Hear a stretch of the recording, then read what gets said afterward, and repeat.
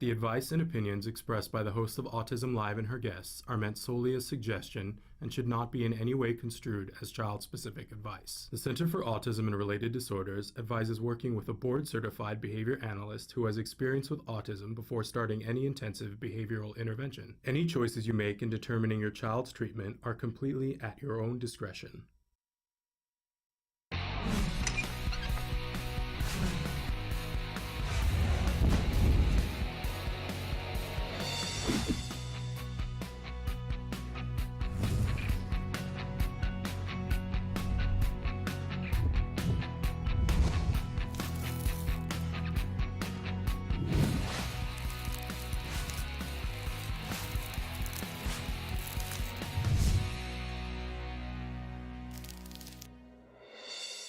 Good morning and welcome to Autism Live. I'm Shannon Penrod, which you wouldn't know by that opener, as that dark-haired woman who's significantly younger and thinner than I am passed by on the screen. I yelled out to Samantha, "Who is that woman?"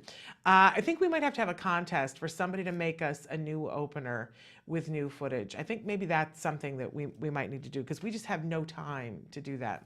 And that opener is now close to 6 years old. And things have changed. I have changed. But anyway, welcome to Autism Live. We're thrilled to be here this morning with you this Thursday morning live. We're coming to you from the Warner Center in Woodland Hills, California. This is the home for Autism Live. It is also the home for the Center for Autism and Related Disorders, which I happen to love a lot. Why, you might ask yourself? Because the Center for Autism and Related Disorders, which is also known as CARD, treated my son. I'm an autism mom, and they did such a good job. And like I just don't even know how to say. Every day it gets better. My son was diagnosed at 2.5, and for those of you who watch the show know that he regressed into autism and lost virtually all of his functional communication. And he is now, 14.5. Where does the time go? And at a college prep high school, and talking every day about, well, when I go to college, and I'm trying to decide if I want to study this or I want to study that. It's so good. I can't even tell you how good it is. And that is because we had the best of the best, which was CARD. And we're going to talk a little bit about, always, every day, about resources that help you to get the help that you need, whether you're a person on the spectrum or you have a kiddo on the spectrum. And just know that it's personal with me. I want to help you to get to those things because I enjoy every day that I have my kiddo. And I want that for you. I do. So in any case, you're here with us live, and I still have a little bit of a residual cough, and I apologize for that, but we're here, we're plugging along, and we got a great show for you today. I'm so excited about our guest today. And then excited about something that I'm getting to go to do tonight. And of course, if I have the opportunity to go a little bit live tonight from what we're doing, then we will. What am I doing tonight? I'm going to a screening for the new Dakota Fanning film where she plays a girl, a young teenage girl on the autism spectrum. It's called Please Stand By, and we're going to be talking about it in the coming weeks, but we get to go to a screening tonight. I'm going to get to be there, and I think the director might be there. We'll see. And if I get a chance to go live, I'll be posting pictures, because you know there will be a lot of really wonderful people from the autism community there, and maybe some Hollywood types, I don't know, but I'll post pictures, and if I can go live for a Facebook Live, so be watching our Facebook Live feed tonight in case I can. Sometimes I can't, sometimes it's not appropriate, but you know, if I can, we will. In any case, I want to remind you that right now the show is live and we're interactive. We love when you participate with us. Honestly, I think that's one of the most reinforcing things for us is when you guys write in, and we're trying to, update our system a little bit. Jody Daniel just said CARD is all over the U.S. You can find out more at centerforautism.com. All right. No, Samantha said that to tell Jody Daniel. All right, fabulous. In any case, I'll read before I speak. But in any case, we love talking with you guys and interacting with you guys. So please write in, especially on Facebook. We're trying to be a little bit more interactive on Facebook with you guys. So we want to show you some of the different ways that you can interact. Samantha's already started because she's so on top of things. Isn't Samantha fabulous? Can we just say Ross is boom for Samantha because she's so incredible. So she's going to show you some of the different ways that you can participate, some of the ways you can watch the show, some of the ways that you can write in. While she's doing that, I always like to remind you that our homepage is autism-live.com. Now, in just a couple of weeks, we are looking at the beta right now of the website, and we're going to do a whole show showing you how to use the new website, but it's seriously fantabulous. And hopefully will help you guys get to more of the information that is helpful and useful to you. And you'll still be able to write in on the live feature like I'm going to explain to you right now. You'll see this series of white boxes. Put your cursor in the one that says your question, start typing, hit enter, and it shows up here.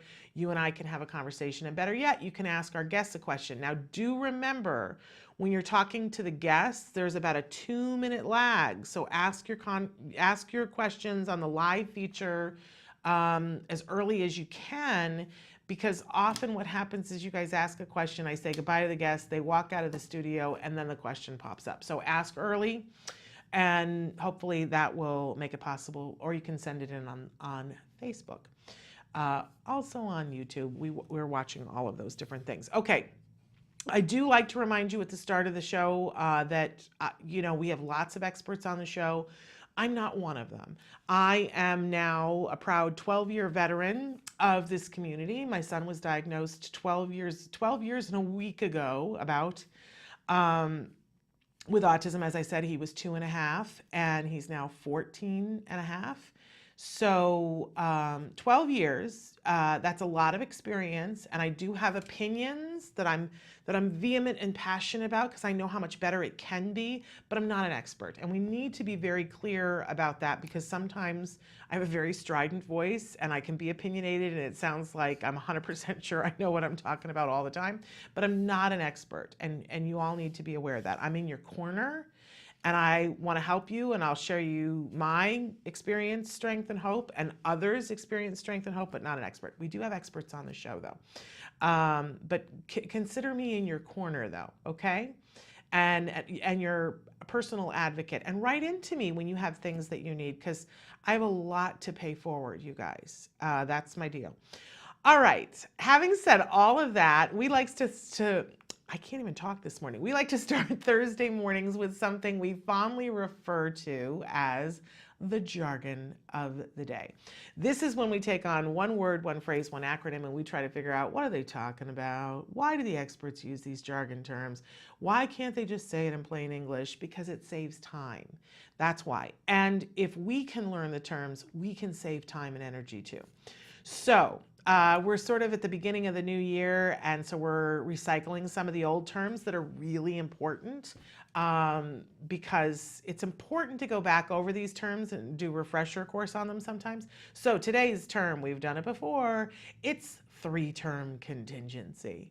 Doesn't it just sort of make you go, really? At this point in my life, I'm having to learn new things like this? I did not think that's where I was going to be, right? But this is important, the 3-term contingency. Okay, so let's take a look at our actual definition here. This is a mouthful. 3-term contingency in operant conditioning refers to stimulus control, in particular, an antecedent contingency called the discriminative stimulus, SD, that influences the strengthening or weakening of behavior through such consequences as reinforcement or punishment. Ladies and gentlemen, this is why we do jargon of the day. Because if you're in a meeting with somebody and they say, well, 3-term contingency, and you go, I'm sorry, I don't know what that means, and this is what they come back with, you go, oh, okay. Right? No closer to knowing what it means. This is why we do this. Okay, so let's take a look at our working definition. Because the 3-term contingency is sort of pivotal in ABA. It's the ABCs of behavior. And that's the only way I could memorize this. ABC, we all know that, right? A stands for antecedent. And we discussed antecedent the other day. It's what happened before, right? So first something happens, and that's the antecedent. Then we get the B, which is the behavior, right? And then always when there's a behavior, there's a C, a consequence, right? So something happens, a behavior emerges, and there's a consequence, right? And when we see a behavior that happens over and over and over again, we see that there are some pretty strong consequences that are beneficial to the person. That's why the behavior keeps happening. Because if there's no consequence for it, if very little changes or happens, we quickly abandon that behavior. We just do. That's the nature of behavior. And by the way, I was going to say that's the nature of being a human being. Guess what? It isn't just being a human being. It's the nature of behavior. We see animals behave this way and plants behave this way too. So something happens, there's a behavior, and there's a consequence. And if the consequence isn't rewarding in some way, we will move on to other behaviors. And this is really important because the whole reason why we talk about a 3-term contingency is that there are behaviors that we want to see more of from individuals in our lives that we love, whether they're on the autism spectrum or not, but certainly when they're on the autism spectrum, we want them to learn and grow, right? And then there are behaviors that we always, in all people on the spectrum and off, we want to see less of, even in ourselves, right? We want to see less of them. So if we start to look at the behaviors we want to see more of and go, is the consequence worthwhile? What would happen if we upped the consequence and made it some sort of a reward that's very specific? You do this, you get this. We will see more of the behavior if the consequence is meaningful. That's an important distinction, right? But for consequences, on the other side of it, when we're looking at antecedents, if we are seeing behaviors that we don't want to see on the other side of the equation, we can start to look at the antecedents and consequences for them. So if somebody's throwing a tantrum, right? I said the other day, one of the first things we want to ask is, what happened right before? What happened right before? Because we can manipulate antecedents so that maybe the tantrum doesn't have to happen.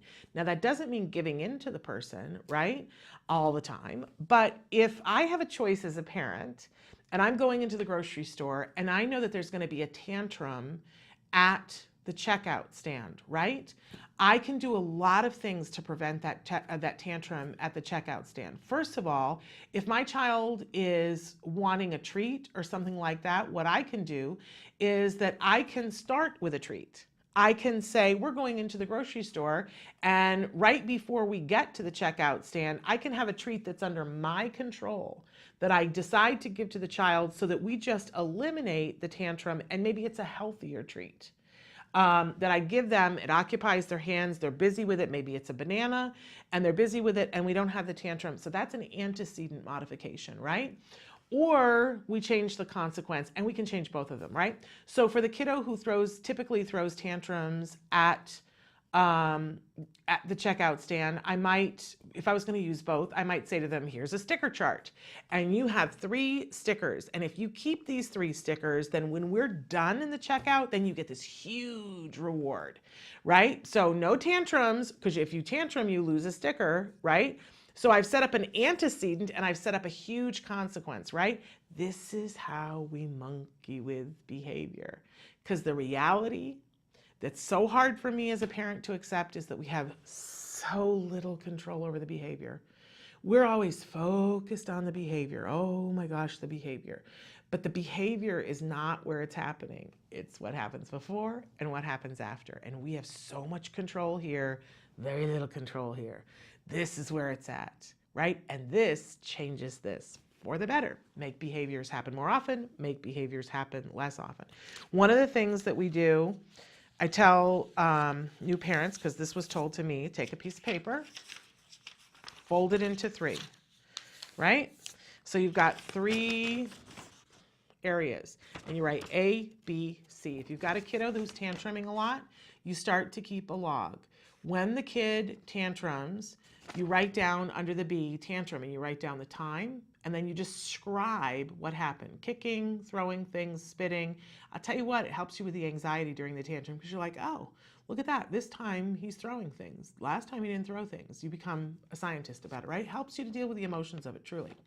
Then after you want to write in the C column, what happened as a result of the tantrum?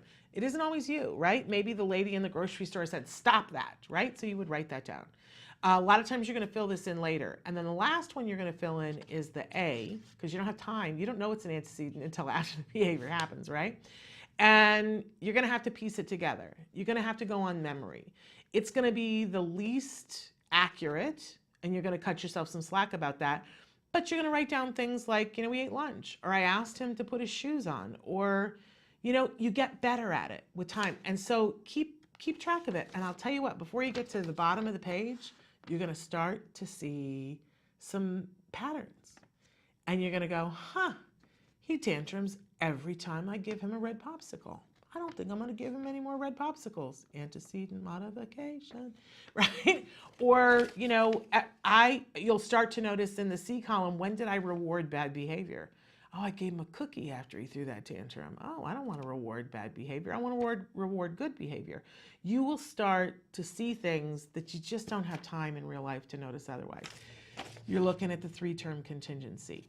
A, antecedent, B, behavior, C, consequence. Oh, it's enlightening, you guys. Okay, so that's our jargon for the day. Moving on, we always have a question of the day. Hello to the birds watching. And our question for you today is, what is your favorite way to give yourself a treat? Because think about this. This is a reinforcer that you are giving yourself. When you engage in a behavior that you want to see more of, like maybe you want to go to the gym more often, is there a treat for you?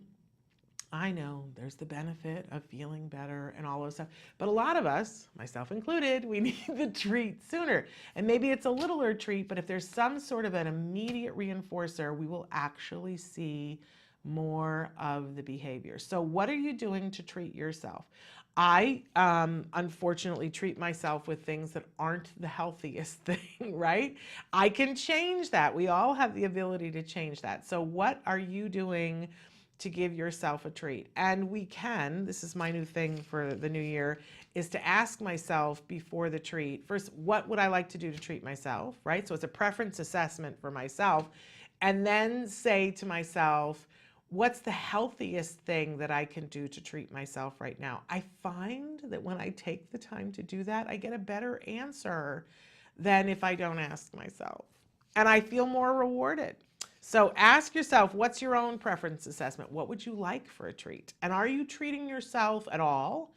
As autism parents, a lot of times we don't treat ourselves. We take care of everybody else first, right?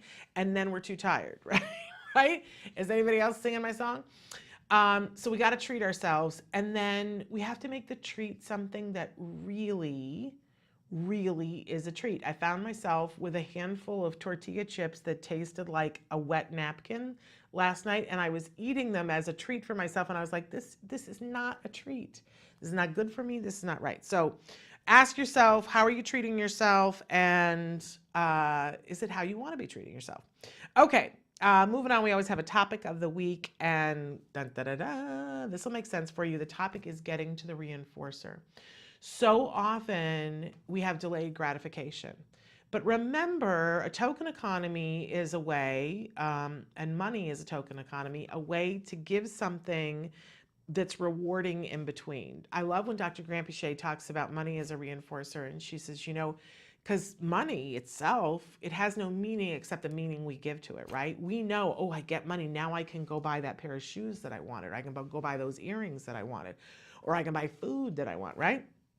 So, but it's just, when you get paid, they can't just hand you the shoes, right? That's not going to work. So they give you this barter system that you can trade it for something. And we do that with our kiddos all the time. So if they're at school and we don't have a way of reinforcing, giving the big reinforcer at school, we give them a sticker. You got a sticker. When you get 5 stickers, you get that thing that you want. We always have to remember, with ourselves and with the people around us, we have to get people to a reinforcer. that helps them to get to the reinforcer, right? We can't wait too long. One of the things that I see myself do and I see other parents when we're ABAing with our kids is that we wait. We wait. And remember that if we really truly want to see a behavior happen more often, it means that in the beginning, there's got to be a regular a diet of reinforcement that's coming the person's way. And then once the behavior is well established, we can start to weed that out. People get so afraid. They're like, well, I don't want them to be addicted to reinforcement. And I don't, I don't want them to have everything that they do have to be a reinforcement thing. And I always go back to the potty training. I remember when we were in potty training and I was so worried about that because everything that had to do with potty was reinforcing, right? And to the point where there was a joke because at one point in a clinic, my husband went into the bathroom and we could hear him. We were even celebrating when we would use the bathroom. We go, yay, when we went pee-pee in the potty, and we could hear my husband in the bathroom by himself going, yay, when he used the bathroom. And we laughed at him, but it was so ingrained in us that everything had to be reinforced. And I remember saying to the team, but I don't want him to be 10 years old and we're still yay every time you use the potty. And they were like, we're gonna fade it, but let it get there solidly first. And it's such a joke to me now because we don't discuss when people use the bathroom now in our house, and we haven't for the better part of a decade. But there was a time when it was the thing that was being reinforced. So we need to get people to the reinforcer, not worry about the fact that we are going to reduce the reinforcer later on. If we really want to see behaviors up, get to the reinforcer for ourselves and everyone else. Now, on the show today, have I got some reinforcing things for you? Yes, I do. So in just a second, we're going to have Margalit Francis-Strum, who's going to be with us, and she is part of a group that's called Autistic Globetrotting. She is kind of a connoisseur of all things good, travels a lot, and likes to give reviews for products and places and restaurants that are from a point of view of how does this work for individuals who are on the autism spectrum. So that's pretty cool. She's going to be with us. Then, of course, we have special education attorney Bonnie Yates, and we've got some questions from you guys. And then we also have David Humphrey, who's going to be with us. He is from Kirkman Labs, but that's not what he's here to talk about, to be quite honest with you. He is, I know that we had Lee Grossman on last week talking a little bit about P2I, and this is the mind-blowing look at what's happening when you guys think, why isn't somebody working on this with autism? They are. There's a group called The Forum, and they are some of the brightest minds in the world working on some of the biggest issues with autism, and they've got some big, exciting news about some breakthroughs in science that they're putting together with the right people. So he's going to talk to us about some of the most recent science. He's going to talk to us about P2I, which is looking at making women as healthy as possible during pregnancy so that their children can be as healthy as possible, and then taking from birth through early infancy and maximizing all of the resources that we have, all of the science that we have to keep those kids healthy. And it's kind of amazing what they've discovered, that if they look at it just from a health aspect, what that does to the rates of autism, it's going to blow your mind, and what it does to the rates for all kinds of childhood diseases. It's powerful, powerful information. So we like to have Dave come from time to time and just check in with us and tell us what's going on. He's got big news today, so we're excited about that. If we have time, we will do our mindfulness and possibly even some autism in the classroom. And I've got a news story that we want to talk about at some point too. So hold on to your seats. We're going to start off, we're going to take a break, and then we're going to be back with Margalit Francis-Strum. Stick with us.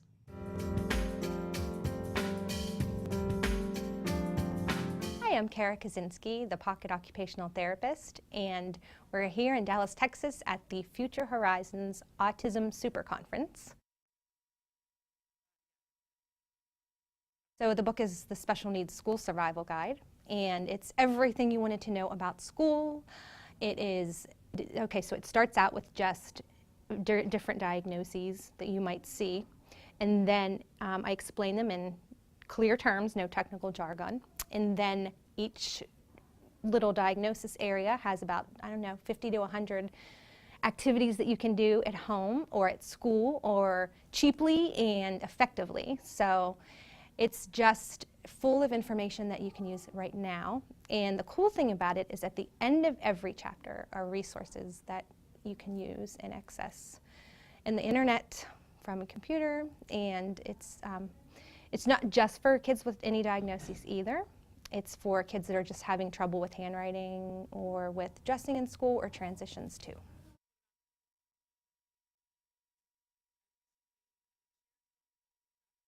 Well, both of my kids are on the autism spectrum, so it's important to me that when I learn something for other people, as I research it for occupational therapy, I want to try it at home. So then I take what works and I put it in a book, and what doesn't work, it's thrown out the window. And the other thing is I've just started to research for webinars, because our kids, if our kids are aging, so they start out these cute little babies with autism, and now they're getting to be teenagers and young adults, and we need help with modifying the environment for them, transition planning, and especially for IEP goal writing, for functional things that they can work on, not just handwriting, but then going beyond into the transition to young adulthood. Yeah, the misnomer at this point in the school systems is that we just do handwriting. So we are actually not handwriting teachers. We can modify or help rectify a grip that's inefficient. So if a child doesn't have that nice, pretty little tripod grasp, we can help to get that. However, when the kid's in 2nd or 3rd grade, then we look at efficiency. So if the grasp is efficient, if it's a quadrupod grasp, or if it's some kind of funky grasp, and the child can write efficiently, then we leave it alone. But if not, then we go to electronic accommodations. So OTs then can look at keyboarding and what kinds of keyboards would fit the student best. Also sensory processing, as the kids get older, it looks different. So we can look at sensory processing as it relates to function in the school. And then we also can look at behavior and transition planning. Other things we can do is work on seating. So if the child's having trouble sitting still in the classroom, we can modify that too. So not just handwriting, not just sensory, but we look at behavior, transitions, so anything that affects that student's school day.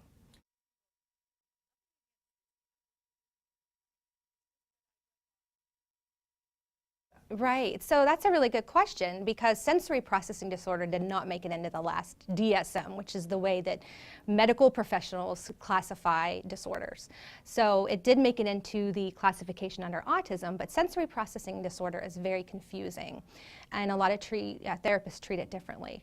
So the general overview is that sensory processing is either a heightened response to stimuli in the environment or a too low, which is hypo, response. So if the student perceives every noise around them is equally as important, or every feeling, so I'm sitting here, I can feel the chair, my sweater, the noise around me, then it's hard to concentrate and focus in the classroom on what you're supposed to be paying attention to. So we would use something, maybe a suggestion could be a weighted lap pad or some kind of fidget tool for the student to fidget with, or we can even look at special positioning in the classroom, so preferred seating. Then, with sensory, transitions can be hard because any unexpected bump in the classroom or in line can set the child off into a fight or flight, which is when they really have a tantrum and freak out. So when they're in a fight or flight mode, they may fly off the handle for no apparent reason, maybe just being bumped by another student. So it's our job to be detectives and to figure out why the student is having that meltdown.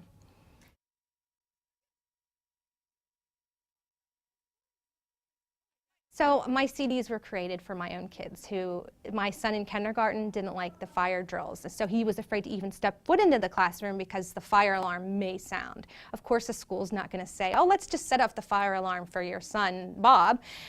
So we thought, where can we get a fire alarm? So we went into a recording studio and picked a whole plethora of sounds that you couldn't control, fireworks, thunder, sirens, and we put them on a CD, and I wrote nursery rhymes, changing the words to blender, blender, it's okay, or different little Mary Had a Little Lamb is something to do with thunder. So they're kind of fun, and that way the student can control the volume of the sound. It's not a listening therapy, there's no headphones involved. It's just a fun way to control sounds that you normally couldn't control. So they're for sale at my website, thepocketot.com. Welcome back to Autism Live. Very excited to have a wonderful guest here in the studio with us, Margalit Frankes-Strum. Did I get anywhere close in there? How do you were say close. it? You got brownie points. It's Margalit Sturm-Frankes, but Sturm-Frankes. Yes. Okay, I've got them reversed, but that's typical. I'm a little bit dyslexic, usually with numbers, but you know, sometimes with names. But we're thrilled that you're here. I was saying before, it seems to me that you are a connoisseur of good things and good living. You like to travel, and you have an entity called Autistic Globetrotting. But I also see that you are somebody who reviews products and reviews restaurants, and you look at things and say, these are the good things, and you can do this with individuals who are on the autism spectrum. Is that pretty accurate? Yes, definitely. I would say that I actually, people don't know, but I'm a trained dentist. That's so. How did I end up writing? That's fascinating. That is another story.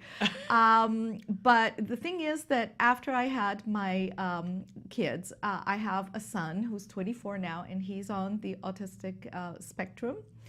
And I basically, after the initial digestion of the diagnosis, because we got it, I mean, we didn't know that he was on the spectrum till the age of 14. Okay. So we saw some strange behaviors, but we kept asking, what is this? And nobody told us. So clearly he was verbal and he was going to school. So there were some things that were working okay, but others not so much. Well, I mean, some worked okay eventually because he started talking at the age of 5. Okay. He went to school. He didn't have a personal aid, but he had some hardships basically when it came to socializing. Mm-hmm. And we did see some sensory issues, like chewing socks, chewing t-shirts, crying at the drop of a hat, but we just figured it's him. I mean, we didn't know what was going on, but that didn't mean that as a family, we basically didn't leave the house or go traveling. In fact, before I had kids, I told my husband, travel is something that I want to expose my kids to the world, so it's really important.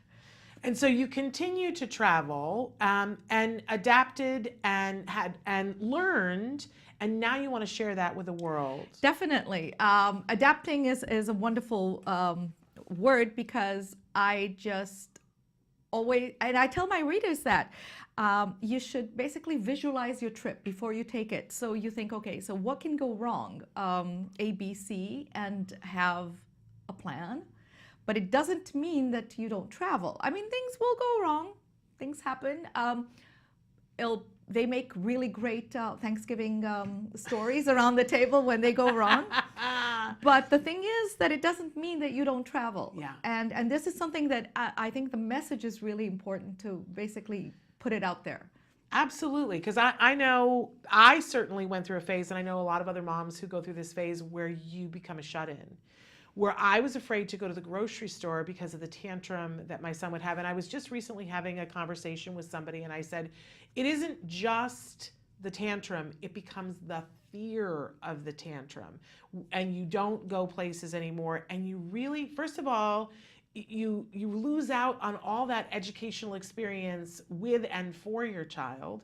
But I think, too, the rest of the world loses out on the experience of our kids. Definitely, because we should expose our kids to everything, and the world should basically get to know our kids, because right now we're going through a phase that a lot of people are really afraid of people with autism, which is horrible, because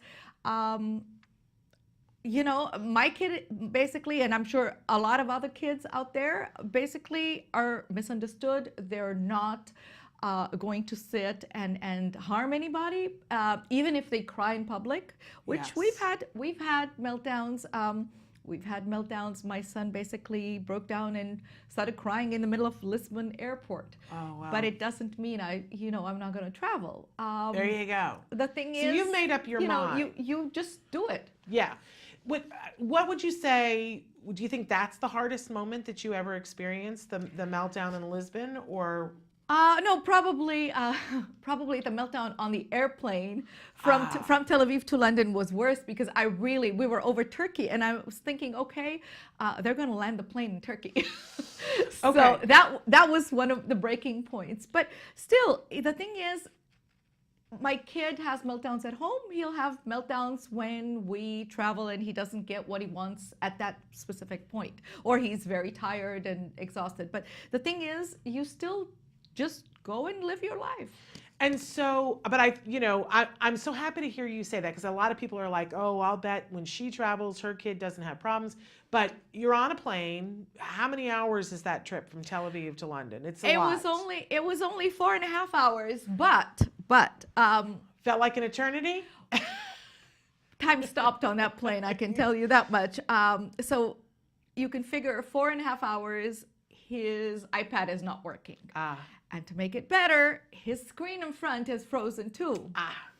So he starts basically complaining to the staff, to the crew member, and he presses that button like crazy, and the staff was not very understanding. And actually, basically the purser comes and tells me to tell him not to press the button. So I said, look, I am so sorry, but you can basically just close the button or make it, defunct. But my son has autism, so he's frustrated, and he's going to push that button. Yeah. And he starts crying, and he starts raising his voice, and she is very non-understanding, shall we say. Right. And everybody's staring. Yeah. And people basically, a lady in the back of us starts crying with him. And it was so bad that my husband, who's usually used to this, basically like sunk his face down because he couldn't take it anymore. So I had a choice then to sit and face the audience. Right. Or deal with my kid. And I always tell parents, ignore everybody around you. Deal with the situation in front of you, which I did. Keep it together. I was shaking a little bit. I have to admit, this happened like 10 years ago. Yeah. I basically had a calming medicine for my son. Right. I persuaded him to take it because he didn't want to take it. He calmed down. And then I asked the stewardess for basically a drink because I thought I needed it too. Oh, there you go. But you survived it, and I think that that's an important point to make, Yes. that everybody survived it. Nothing ultimately bad happened. No. I love the ignoring the audience, because I love You to have say, to. I love to say here on the show, other people's opinions of my parenting is none of my business, right? Because if you get caught up in that, like, what's everybody else thinking about me or my kid? Oh, Not important at that time. it isn't. Yeah. And then focused on what you actually had control over, what you could do, getting him calm, getting yourself calm. You got our topic for today was getting yourself to a reinforcer, and you got to your beverage. Well, there was nothing else. I was up in the air at 35,000 Right, feet, exactly. so it's not like I was in my comfort zone. But You were hey, resourceful. You were resourceful. definitely. I figured, okay, I earned it. And the truth of the matter is that as uncomfortable as it was, that steward or bursar or whoever it was probably learned something too of, Definitely. okay, somebody can be in the middle of an autistic meltdown and we can still have the flight continue safely. And here's what I did that wasn't helpful, and here's how I watched this mom deal with a situation, so that the next time she was dealing with that situation, she had less anxiety coming into it as well. I hope so. I really hope so, because, well, she came back after the flight was over and thanked me. But yeah, I think that basically the people around should not really intercede. When you're in a moment of crisis like that with your child, you know them best. They need to let you deal with it. Yep. To calm down everything. And then they can basically, if they have 2 cents to put in, okay, they can put the 2 cents later. Yeah, it's hard. I mean, I've been in situations before where I'm watching a situation, and I always say to everybody that I'm with, look away. Look away. And then if there's a pause, if I really feel like it's necessary, I have on a couple of occasions said, to the person, you're doing great, is there anything I can do to help you? In a pause. And a couple of times I've had people say, yes, get this or do whatever, and I've run the errand or done whatever, but most of the time people have said, no, but thank you for asking, and gone back to whatever. But I think that's it, you guys. That's like all we have at our disposal when we're watching somebody else go through it. Even if you have the most helpful advice in the world, not in that moment. But I love this idea of traveling. You say you've been to Tel Aviv, obviously you've been to London, Lisbon. Where all have you guys gone? We've been to over 90 countries. I was born a traveler. I keep telling people that. My mother was literally 9 months pregnant when she left Bucharest, Romania, and took the train to go to Vienna, Austria. And basically, she asked if there was a doctor on the train, and she was assured, no, let's hope that you don't need it. And I was very polite. I waited till Vienna to be born. Wow. So I was basically in utero. I was already traveling. So how funny is that? I decided to basically expose my kids and make them global, basically, citizens. I mean, I think in today's world, you really should expose kids to different cultures, different religions, because I mean, we see a lot of intolerance, basically, nowadays, and I think it's very toxic. So, raising my kids, our kids, basically, to understand other cultures, other history of countries, religions, was very important to me from the get-go. Before I had the kids, I knew I was going to do that. Amazing. And I love that one of the posts that I saw that you did said, here are reasons why not to fly out of LAX if you can avoid it. Yes, that's one of my, that's one of my latest posts. I'm not a negative person. I rarely, if you look on my website, I rarely have a post that's negative. Right. I really, sometimes if something is really bad, I'd rather not write about it than just like sit and basically write about it. I understand that travel has basically different aspects, but on the whole, it's the hospitality industry. So bringing them down and telling them how bad they are, it never really, is not good for anybody. But yeah, LAX is a problem. It is basically my airport that I travel in and out of. But yeah, it's, I mean, the officials there know, and they're working on it. There's just not enough money to. But I appreciate the information, because the truth is that when you're close to LAX, you're close to 3 other airports. You really could get to 3 other airports if you chose to. Somewhat. If you fly internationally, it's harder. Okay, but if you have the choice, it's not like you said never fly out of LAX. It's just like, here are the issues, so that if you go to LAX, you're dealing with X, Y, and Z. And so that helps you to mitigate what would happen if you have to fly out of LAX. Definitely. And if I have the choice of flying out of LAX or going out of Burbank, and I've got a kid that's got issues, then sometimes it's less expensive to fly out of Burbank. Not always. Sometimes it's less expensive to fly out of LAX. But at least you get an informed opinion, which makes it possible you have an informed decision, which is great. Definitely. I love Burbank Airport. Actually, I was there last month. Yes, the size, everything is more manageable. I really like it. Yeah, well, just from a parking that aspect. too, the parking, everything is just nicer. Yes, I'm sorry that they just changed the name of it, though. I feel bad that it was the Bob Hope Airport forever, and I get it. It makes more sense. People know it's in Burbank, and but I loved that it was the Bob Hope Airport for a long time. Just don't understand the Burbank Hollywood part, but because is it Burbank Hollywood? They called it Burbank Hollywood, which is like, okay, I mean, I don't get it, but yeah, Bob Hope was nicer, Burbank Hollywood. Okay. For those of you who don't know, it's not that close to Hollywood. It's like calling it the Burbank Miami. Or like Fort Lauderdale, Yeah, Fort Lauderdale. It's a little weird, but yeah. Okay. Anyway, but so for people, we're out of time, but I want people to know, if they want to read the things that you write and see some of the products that you review, where should they go? Definitely Autistic Globetrotting. The reason that I started reviewing products, because this is a new thing for the website. People know me as a travel blogger. They can watch videos. I have a video channel, a YouTube basically channel. I'm on Facebook, I'm on Twitter, I'm on Instagram, but the blog posts are pretty much, the more informational.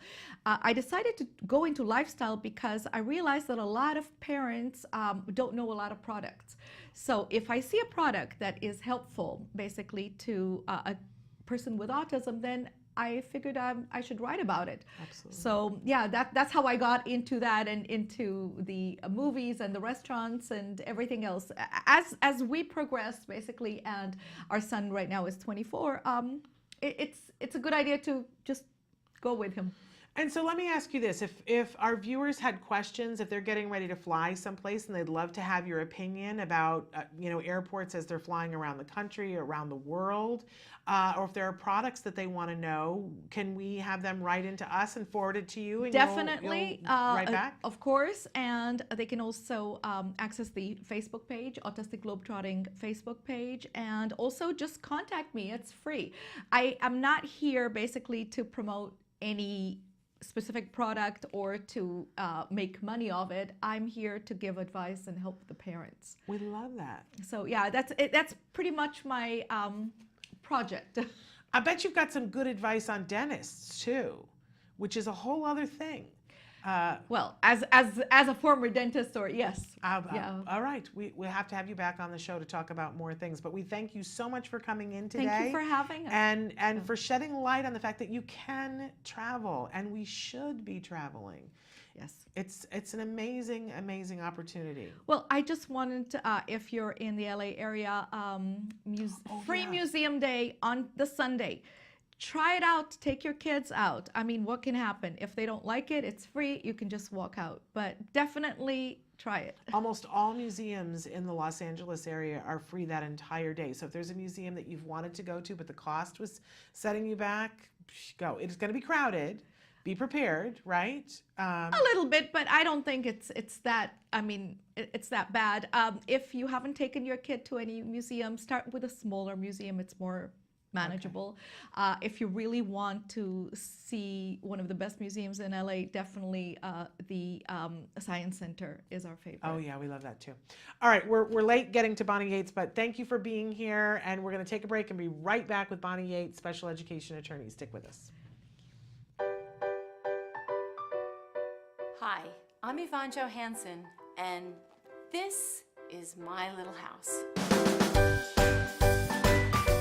My Little House is an interactive, multi-sensory educational felt toy that I invented to help develop children's language skills. I love My Little House. I've been working as a speech therapist for over 20 years. I have spent my entire career working with young children. I work with children with language delays, and I have many children with significant cognitive disabilities and children on the autism spectrum. It has been a constant challenge finding toys that are fun, educational, and actually engage my students. In every preschool, since I've been a young therapist, we carry on these felt boards. Kids love them because they're soft and they're fluffy, and there's usually these little pieces that attach to these boards because felt sticks onto felt. You bring them into the activity because they're putting a piece on the board. So it's almost kind of like magic.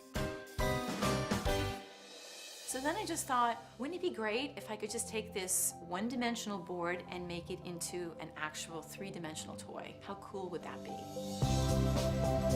That's the idea behind My Little House. You can spread it out flat like a 4-panel felt board, or here's the cool part. In the blink of an eye, My Little House easily converts into a 3-dimensional reversible house. This is the outside.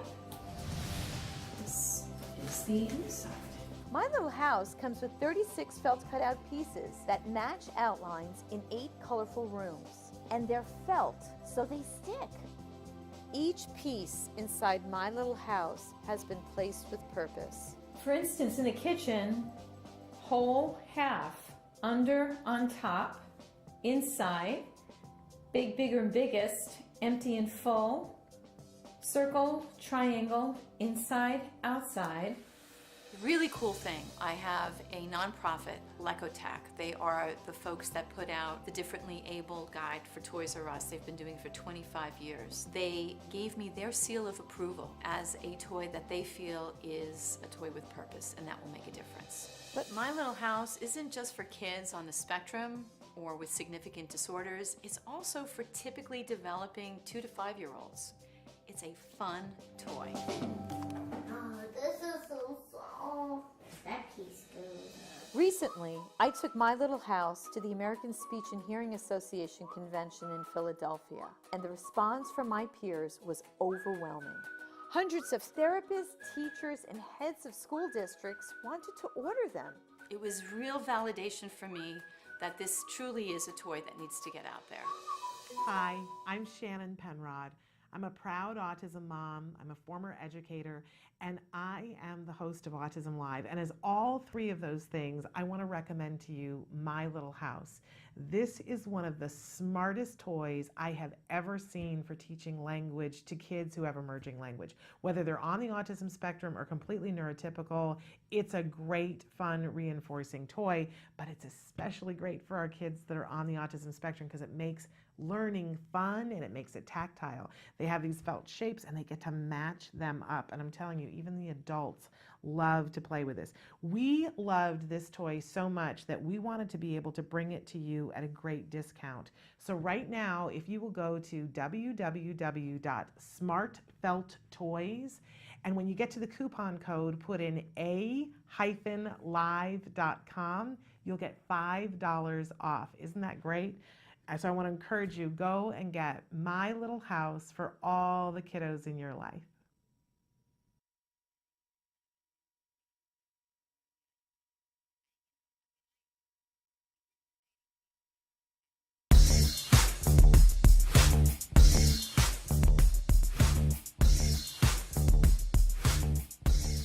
Parent to parent, let's talk about what a bedtime pass is. Since we know that getting a child to go to bed and stay in bed can sometimes be the most difficult part of the day, we want to make it easier for ourselves and easier for our children. Having a bedtime pass sets limits that children can understand at whatever level they're at. It's a visual representation of what's going to happen. It can be almost anything. You can have a token like this that says good for one trip out of bed, but you don't even have to expend this much energy. You can take something that you have around the house, like dominoes, and say you get each one of these is a pass to get out of bed, and you have to hand it to mommy and daddy before you get out of bed. And they see, ooh, I've only got 2. Or it could be a playing card. You can give them 4 aces. You want to set the limit at a place where you think that your child can be successful. So maybe one night you see how many times your child actually gets out of bed. And if it's 6 times, give them 6 cards and say, this is how many times you can get out of bed. And after that, you can't get out of bed anymore. Make sure there's a reward for coming in under the amount that they are given. Over time, you're going to fade it. So if they're successfully doing 4, then a week later you can say, now you only get 3 bedtime passes. Children really get this. And what will happen is they'll start to save them up because if you've followed through on the consequences, they don't want to be left with no bedtime passes and they want to get the reward. This is a really simple way of setting limits that you can visually show to your child and that you can follow through on. And we know that following through is a big part of achieving success. Getting our child to sleep can be one of the most difficult tasks of the day. Welcome back to Autism Live. We are joined right now via Skype with Bonnie Yates from Here Ji and Chow, and it's delightful always to have her with us. She is a special education attorney and she's an awesome mom, and we're just lucky to have her expertise. Bonnie, welcome, and let's start by, can you tell us a little bit about Here Ji and Chow for our viewers? Yeah. Happy Thursday. Happy Thursday. I am employed by the law firm of Here Ji and Chow, which is a Culver City-based firm that does disability discrimination, special education, and now higher education for all those people in college that run into, disability-related discrimination. Anyway, I think what I'm supposed to tell you is we're Culver City-based. We give everyone who contacts us a free consultation if they want one, and we can be reached at 310-391-0330. The other thing we do on the program is we make sure that you're clear, that I'm answering questions in a general way. If you have a specific problem, you need to find a lawyer that's in your state who is knowledgeable about special education. Okay. So, now, we had a couple of questions that came in overnight that you said you'd be willing to take at the start here. I'm going to launch in with this first one. They said for Bonnie, help. My son, ASD 11, was kept inside during PE yesterday as a punishment for spitting on another student's desk. Spitting is not okay, but we have a BIP for this behavior, which was found to be attention seeking. The teacher is not following the BIP. I don't think she understands it. When I asked her if the antecedent modification was followed, she told me she didn't have time. But I'm not sure she knew what I meant. And my son lost PE time. What do I do now? This sounds like I would be furious if I was this mom. Well, okay, so let's see if we can unpack this a little bit. This mom has to decide whether his teacher, who presumably is his teacher all day and not just for one period, is not really familiar with the components of his intervention plan. And if that is the case, then you could talk to the principal and ask for kind of a parent-teacher conference with the principal. But I'm really not that big these days on informal, unrecorded meetings. And you just froze on us, but I'm dying to know why you're not, because I'm sure that there's a specific reason why you are not into the informal meetings. While we get Bonnie back online, I just want to address a couple of things in this question. For those of you who don't understand the jargon, a BIP is a behavior intervention plan.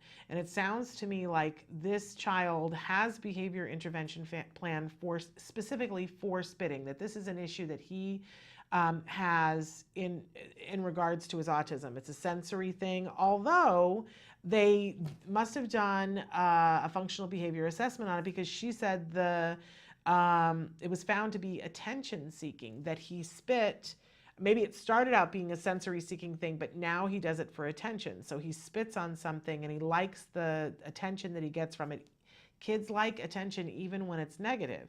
So my problem as a parent and as a former teacher is if the teacher understands the behavior intervention plan and understands that it's attention seeking, what she did was give it attention. She called it out. I can't imagine, if it was found to be attention seeking, that there should be in the behavior intervention plan an antecedent modification, which the mom refers to. I don't know what it is, but she says, did she follow it? And she said, I don't have time. But there's something in place, probably because it's attention seeking, that he gets a certain level of attention from time to time. So that wasn't delivered because she says, I don't have time. And so then he spit. And then I'm sure that there is a consequence in the behavior intervention plan. And I'm 100% confident that it wasn't that he got gypped of his PE time, because that's instruction time. Like, maybe, I cannot imagine it with if there was a board certified behavior analyst who wrote the BIP, maybe there was a punishment strategy included in it, although that would be really interesting.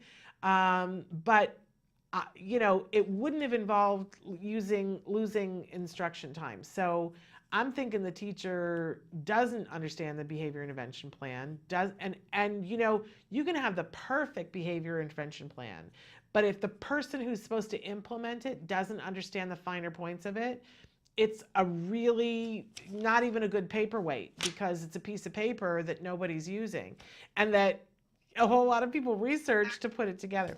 So we got Bonnie back. Hi there. Hi, sorry about that. You froze and then we lost you. But while you were gone, I was explaining the jargon in the question to our audience, what the BIP is, what the antecedent would have been, what the attention-seeking thing was.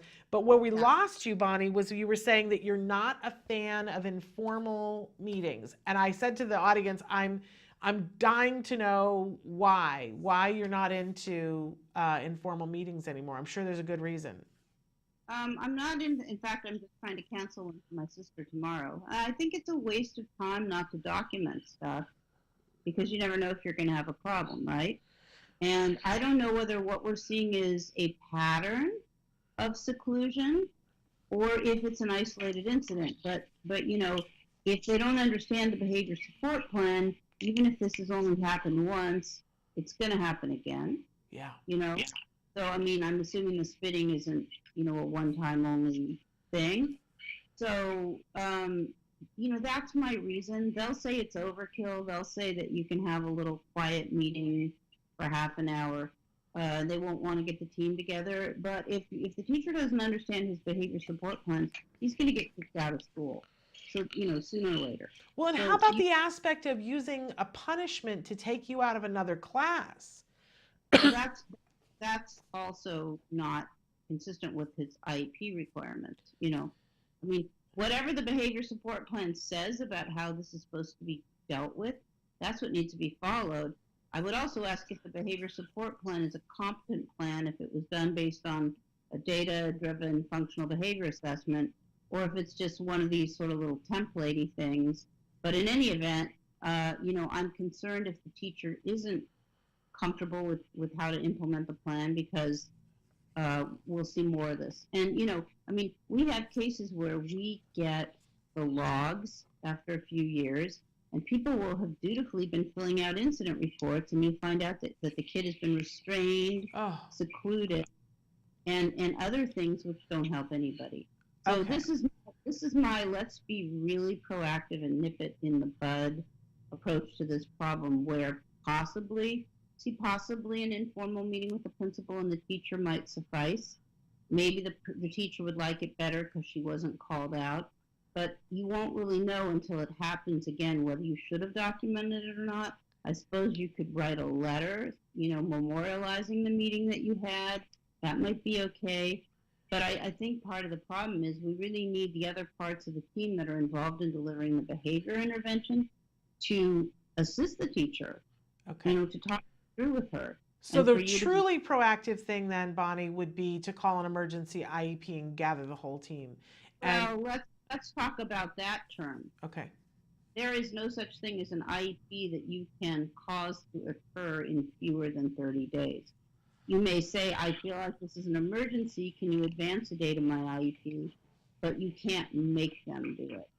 So the problem is going to be, and that may be the other reason why people default to the ADR or to the, to teachers meeting or whatever, is that they're not, the district is not good at convening meetings hastily, and you might not want to wait 15, 20 days. So I guess the other thing you could do is you could hedge your bets. You could request the IEP and the teachers meeting. And if you go to the teachers meeting and everything gets solved to your satisfaction, even without, the input of the behaviorists, you could write it all up. And if it doesn't, then you should still have the IEP meeting. But the main thing is this will happen again. Yeah. It's not an isolated instance. Who knows what the teacher will do next time? Well, and so, okay, I need to back up a little bit, because it's just, the more I think about it, the more it incenses me, because I also don't like the fact that when the mom went to the teacher and said, did you implement the antecedent strategy in the BIP, that the teacher's response was, I don't have time. Normally, hold on a sec. Let's Yeah. look at the question. Was it, I think this is sort of ambiguous. Was it I don't have time or I didn't have time? In other words, I thought she that said was she really didn't have time. That you're right. That's a more important distinction. I was taking it as I don't have time. Yeah, me too at first, and that makes us not very favorably disposed toward her. But when I thought about it more, what if she was just, and teachers are decent people doing the best they can with Yeah. inadequate resources. What if she just kind of was like, yeah, I blew it, I didn't have time. Okay. All right. Well, That's a much better way of looking at it, Bonnie. I've like got pitchforks and I'm ready to go on a march. But you're right. I don't even think we want to talk that way, Shannon. I There's agree enough- with you. Enough violence at school, I agree. I'm a former teacher, and I do think that teachers usually are good people who mean well and who want to learn. But I think that this teacher does not know how to implement this BIP. She's telling us that she needs help. Yeah, you're right. Let's treat it as a call for help. I Anyway, so I like that. That was numero uno. Okay, should we move on to number 2? No. And it says, for the lawyer, can they change my daughter's placement without telling me? I just found out they have been taking her out of her classroom and putting her in an RSP class for large portions of her day. It doesn't say that in the IEP. Shouldn't there have been a meeting? Don't I get a say or at least notification?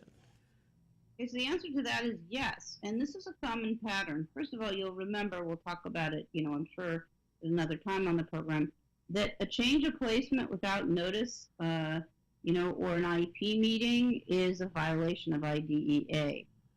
We see these cases where the district loses control of the situation. They don't know what to do with the kid. And in trying to address the problem, using bad judgment, they put the kid in the resource room for more and more time. And so that's an LRE violation because it's a more restrictive setting. So the answer is there's something going on in the regular class that they don't know how to handle. And rather than getting the supports in the class, what they're doing is they're pulling him out and putting him in a smaller setting. If that's something that the team agrees needs to happen, that's fine. But it's definitely an IEP team decision. This is definitely a violation of parental participation. A strong letter should be written about how this is going on.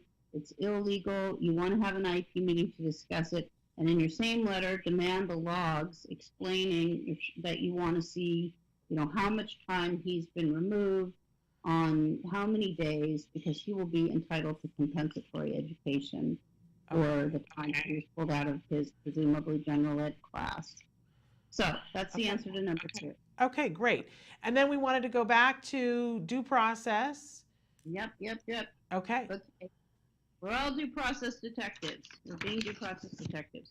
Okay, some of this might be a little redundant, but that's okay because we all need to, sometimes be reminded. Anyway, I think everybody knows that they have to be given procedural safeguards, which include notice about the fact that you can audio record at your IEP. I have a black and white rule about this, and my rule is you always record because you never know if you're going to need the information after the fact. Let me give you a small example. I got a letter from a school district about an IEP that occurred in November. And in the letter, the school district attorney accused me of saying, we tried to present our FAPE offer to you at the end of the meeting, but you said, I don't want to listen to an offer that isn't appropriate for my client, and you left the meeting. Here's our offer. I thought, well, that makes me look really bad. It doesn't sound like something that I would do. I need to go get the recording and go back and see whether or not that's what I said, and if not, what happened. So I need to, so I can correct the record. I don't end up using the recordings very often, but sometimes they're invaluable. In a situation like this, if I hadn't recorded, I would be unhappy with myself. So my message to you is send them an email. You just have to give them 24 hours written notice. It's not hard to record these things anymore. You don't have to buy a recorder. You can put an app into your phone. There's no reason not to record. And if you need it, you got to have it. And so when you did go back and listen to the record, did you see that they had misrepresented it, Bonnie? I haven't done that yet. Okay. This is a in my to-do pile. I only found out about this a little while ago. Because I can't imagine you saying that either. That seems unlike you. I talked to Ann Simon, who is this amazing neuropsychologist that's doing the case with us, and she said, no, that's not really what happened at all. But I have to go back and check. Very good. So, anyway, okay, so that's part, and that was some of the first advice that your office had given me was make sure that you record. And I tell parents more than anything else, that helped me to get what my son really should have gotten at school was recording. And sometimes going back to and referring to the recording and saying, no, that's not what you said. And no, that's not what I said. Or saying, and so said this, and that's not allowed. Well, if the district were to claim later they didn't have knowledge of something, and you could show that it was on the IEP recording, that would be a way to impeach them at hearing. So, no, not most of us aren't going to get to hearing, but you never know. So I find that people are uncomfortable about saying that they want to record because they think that that's an indication that they want to be adversarial. Well, first of all, you do have to be adversarial in a polite, calm, and diplomatic way at these meetings because there's not enough money to go around. Yeah. So if you it's not unusual at all to record. You have to get over your feeling of discomfort. Just write them a letter, very pleasant. I'm going to record the meeting. They'll record too. Topic finished. But when people call me and they tell me terrible things happened at their IEPs, I have a sinking feeling.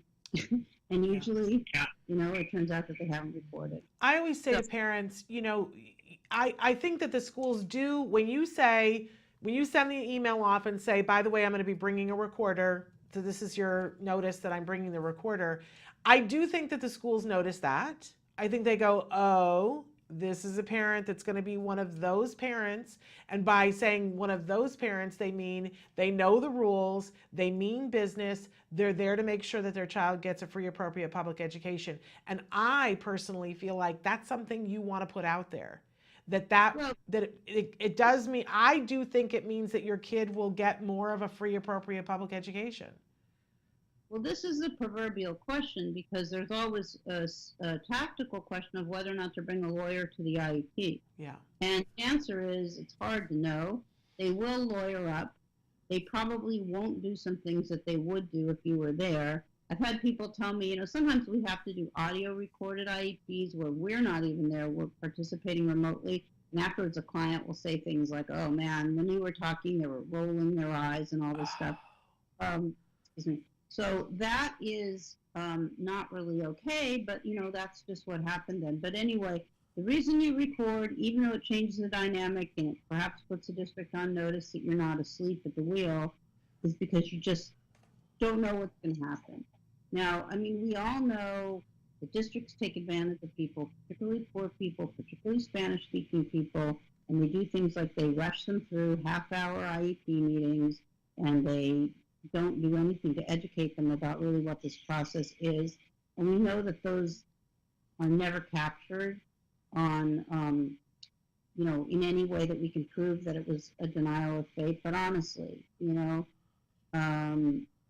are things which my friend Heather Jackson calls drive-by IEPs and drive-by assessments. And if you're able to capture that somehow in real time, that's going to be useful to you later on. I know that some parents feel guilty and that sometimes school districts will play into this thing. I was a victim of it once where they kind of good cop, bad cop me, where they sent somebody out to the parking lot to talk to me and say, all these things that you're asking for your son, which are really reasonable, you realize that if we give that to him, because it's the law, that we won't be able to put computers in the school, and you'll be taking things away from other children because there's only this much. And if we give this amount to your son, then other kids with autism won't get services. It's important. I think it's important to let parents know that that's not allowed. First of all, that they're not allowed to put a dollar amount on what your child is doing, and that they will seek out opportunities to have these discussions to make us feel guilty about stepping up for our kids. And I got good advice. I don't know whether it was from you, Bonnie, or somebody else who said, first line of business is advocating for your kid. And when your kid is doing okay, then you find ways to give back to the community. But first you have to show up for your kid. And that when you do, it actually trickles down and that more kids get services. And I saw that happen at my son's schools, where when I advocated and said, nope, this isn't right. Here's, what our rights are. And if the assessment says he needs this, then you need to give it. It meant that the next group of kids that came along got more services, not less. Do you? Well, I think that sounds like something I've been saying for years. Yeah. You have to take care of your own kid, and then you can help other people. But what I would say is no meetings in the parking lot. That's going to be one of the themes for this session. Is we started out with should I have an unrecorded informal meeting about my son's behavior support plan? If somebody said that to me in the parking lot, I would say, let's go into the IEP meeting and let's discuss this there. So what did you say? I said to her, what you just said to me was wildly inappropriate, and I'm going to report it to the principal and the superintendent. That's not appropriate. You don't get to say that to me. But I, like, when you're just like picking up your kid and somebody comes up and talks to you, like, it's hard. Caught off guard. Yeah. Yes. Okay, no meetings in the parking lot. Parents think, and I'm dealing with some parents now that have a very back channel relationship with the school staff, as versus the psychologist and the special ed administrator. So the school staff feed them a lot of stuff, and they think it's really valuable to preserve those relationships. I look at what their kids been getting by not rocking the boat, and I don't think back channel stuff it's interesting. Everybody wants to be a fly on the wall. We know they really say these things like the person said to you in the parking lot, but ultimately I don't think that's an effective, way to do business. I think it has to be done at the IEP meeting. I agree with you. Bonnie, I've sucked up all of your time. Right, wow. Okay. All right, well, next week we'll start in with parent and student rights. That's where we are. Fabulous. I thank you so much. Thank you for being the voice of reason, and I apologize for my immediate defensiveness and wanting to always be on a rampage. But thank you for setting me to the right. Not my words. Not my words. But thank you for keeping me on course as always, Bonnie. You are amazing, and we want to say a thank you to Hirji and Chow for sharing you with us. And we hope you have a wonderful weekend, and we will see you next Thursday. That sounds great. Take care, everyone. Take care. Bye-bye. We're going to take a quick break, and then we are going to be back with Dave Humphrey from Kirkman Labs, and more importantly, from the Forum Institute. And he's going to talk to us a little bit about P2I and other things, so stick with us.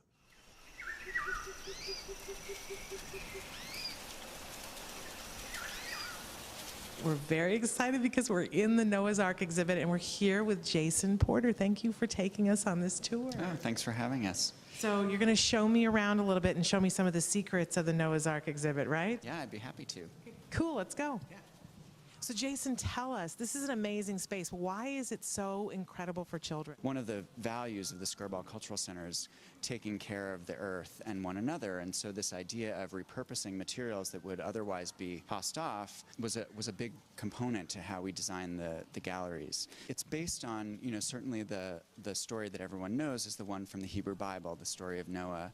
But in our research, we looked at over 200 flood stories from around the world, and many different cultures have flood stories that have similarities, and the similarities that we identified were these three chapters: the storm, some crazy challenge that comes to your life; an ark, a kind of means of survival, a way for a community to come together to survive; and finally the rainbow, which is this kind of symbol of hope, the second chance to make the world anew. Love it. All right, let's take a look through, and we're going to talk about some of the learning opportunities that are available here. We really wanted people to kind of discover what they were supposed to do. For example, this elephant has a gong in the center, and there's a little wheel here that you can turn and see what happens. But there's also some hidden things, like there's a little peephole in this polar bear, so it's kind of a moment where you could talk with your kids about what does it mean that polar bear in there only has a small piece of ice to live on it, and you could talk about kind of the environmental issues that might be associated with it. All right, should we go downstairs? Yeah, let's check out the storm. So Jason, what do you call this room? This is called the Storm Gallery. In one side of the gallery, we have a storm wall, which is all sorts of sounds and sight effects to make the storm come to life. We have this, what we call the load up. It's fairly intuitive. You put animals onto the conveyor belt and you turn the wheel and they get loaded up onto the ark. Except you can't do both at the same time by yourself. It's kind of layered in the doing, the learning that we're really interested in, which is about this notion of working together in order to accomplish something. So, when you first get on the ark, obviously you enter 2 by 2, as the story goes. And so the animals in this first section of the ark, they're not quite sure where they should be. They're a little bit nervous about who to hang out with. The gallery is really organized so that the animals are still in pairs. So we talk a lot about what are the elements of home that you need to survive. And it's really a nice kind of intro into the whole experience of being in a community, learning to be together with people who may or may not be the same as us. This gallery of Noah's Ark is unique, I think, in terms of the way that it was designed, that it offers a huge variety of experiences in a way that really accommodates people of all stripes and spots. So there are more quiet zones, like we just left in the move-in day, where you can come into this room where you have a lot of large motor things that are happening, including climbing, and we kind of have nicknamed this the arcade. It's kind of the chapter in the story where they're making new families and they're mixing with other animals that they've befriended. Oh, we have to talk about poop. We can't do a show without talking about poop. So, the other fact of life on an ark is that everybody poops. So the challenge is to, clean up. Okay, so we're in the last room, very cool room. What do we call this room? We call this the Rainbow Gallery. People really get that this is a place of hope. Sometimes there's an art-making project, that it ends in some sort of inspiration, that people feel like they're inspired to take action in the world and make it a better place. Thank you so much for showing us everything and telling us about all the wonderful things at the Skirball Center.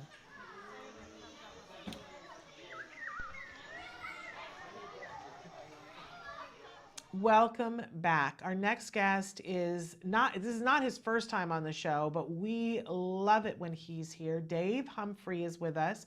He is from Kirkman Labs, we love Kirkman Labs, but he's not here to talk about that because he is also someone who is a mover and shaker and making things move forward, not just for autism, but for the wellness of our young people. And so I don't want to spoil it because he's got a lot of things that he's going to talk to us about, but I mentioned to you before that this is going to blow your mind. This is cutting edge stuff. Whenever I have thought to myself, oh, I hope that there are brighter minds than me someplace working on this and talking to each other and taking all of the science and putting it together so that we can arrive at something fabulous, I want you to know Dave is the answer to those prayers and that he is working with those people to make those things happen. So yippee. And Dave, I love you. You know that I do. And I'm always so excited when you're going to be on the show because the stuff you talk about gets me excited and keeps my motor running for another 6 months. Well, kind words, and thank you so much. And I really love being on the show because it's important for us to communicate as a community where things are going. We had this great man, Bernie Rimland, that basically brought the community together and had it look at things that are true. And I've really just built on Bernie's work. I was his attorney for a lot of years. And Bernie started a foundation that I now run it's now called the Forum. And he started with $100,000. And that started the Autism Treatment Network, which was Mass General, Columbia, and a number of other different leading institutions. Bernie knew we would never see a lot of kids treated there. But what they did do is we were able to raise a total of more than $100 million with the help of Autism Speaks to basically set out the medical protocols for autism. And the reason for that is we now have insurance in all 50 states. And autism is now seen by almost everybody as a medical condition. And when I first started with this, when your children went to a doctor during that time, the doctor sent them to psychiatrists, and their medical conditions were never treated. This was absolutely horrendous, even though they had diarrhea and projectile vomiting. So that's the atmosphere we came from. So things have changed, but we have to take a look at where we go now.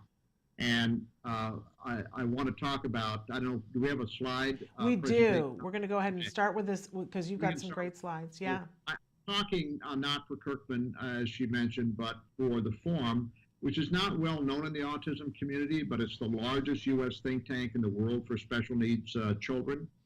And I greatly value that my partner from day one has been Doreen Grant-Pichet of CARD, and she's helped me put together some of the leading people in the country. And she is self-described with me as a Rimlandite. So, Doreen has always been a wonderful inspiration. She's on our board. Next slide is just an indication of the people that we've recruited. You see names like Harni Atash from NIH and Bob Hendren that ran the program for psychiatry for pediatrics, chair of that institution. And he was up at he ran the Mind Institute for Autism in University of Cal Berkeley. So I try to bring people in that can affect medical policy. And Jeannie Connery ran Kaiser's program and had the OBGYN. So where we try to get people in that medical people will listen to. Underneath all of this is a parent movement, which is our guide, and our constituency is the parents. So the next slide basically deals with the parable, and I won't read it, but it's basically saying, at the ever-increasing number of children that are found in front of us, we need to go upstream and see who's pushing these kids in. And that has been the big problem we've had so far, is that we've been battling a generic description of autism, a hardwired description. These kids are preconditioned, therefore there's very little treatment, there's very little prevention, there's very little prediction, and that has been entirely incorrect, and it has shaped the discussion with autism. And the next slide is what I want everybody to at least be aware of. I would consider this the most important study I've seen in 20 years. It just came out of the NIH and the EPA. The CDC has already supported it. It is basically a 120-page summary of every major chronic disease that we are facing in this country with incredibly high rates of increase. Autism is a prime chronic disease they discuss in this 120-page report. This is the result of 23 studies and institutions that are coming to the same conclusion. We go back to that previous slide. There's a punchline there. The parable. And the conclusion that we found is the next slide. The conclusion in that report on the next slide is that 60% of autism, according to the NIH, is caused by toxins during the pregnancy period. This is a watershed moment in autism, because at a 60%, we no longer have a genetic model anymore. It's no longer caused by the genes. And the trouble is that almost all of the research money in autism was going into finding what genes were involved with autism. We now know what they are. It's about 150. But here's the dark secret. The dark secret is that the research was not meant to treat autism. It was meant to allow OBGYNs to recommend abortions to those parents that had a child with those autism genes. Think about that for a second. The parents are covering the same genes. If that decision would have been made when they were in gestation, they would have been aborted, right, Shannon? Yes, I mean, it's unthinkable. It's absolutely unthinkable. And it denies what some of the gifts are in this population that we need. It's horrifying to think about. Well, I had a lot of talks with Temple Grandin about this, and she's of the same thought, that what we have is the autism genes are not causing the autism. The autism genes are in the middle cortex of the brain, and they are creating an expansion of the middle cortex. That's why we have such brilliant Asperger's kids, and with autism, it is underneath the surface because the damage done by toxins during the pregnancy period damage the frontal lobal area of the brain. The autism genes just made that damage susceptible. And when they do not have the damage done to the frontal lobal area, these kids turn out to be our scholars. The IQs are 120 or 130. Doreen actually took 1-year-olds that had very, very early warning signs, but not autism yet. And she used a program called the Early Start Denver Model Program. Not only did none of those kids get autism that were 50% likely to get it, but they averaged 127 in their IQs. We need to unlock that potential. We need to make sure that we understand the mechanisms for autism. So on the next slide,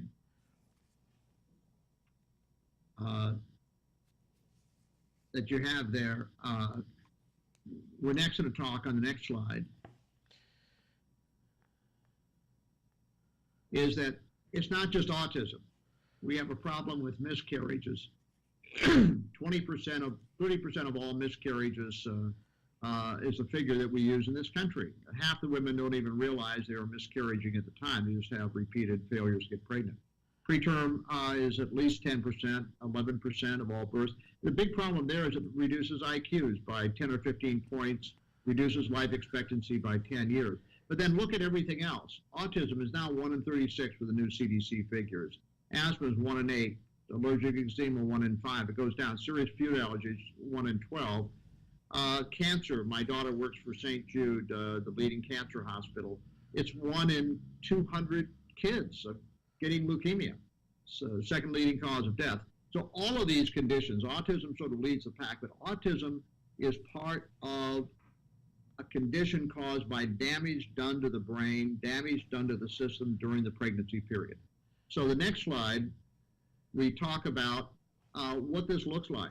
It looks like 35% miscarriages, like I mentioned, 30 to 35%. With preterm in the United States is 12. Developmental disability, 25%. But Shannon, 20% of all the kids have anxiety and depression issues by the time they're 5, diagnosed in the psychiatric community. Underlying those depression and anxiety are children that have unusual high levels of pesticides and toxins in their system. And it affects the brain during the development, but they never get rid of these toxins during their childhood. And it creates a lifetime condition and leads to dementia, Parkinson's.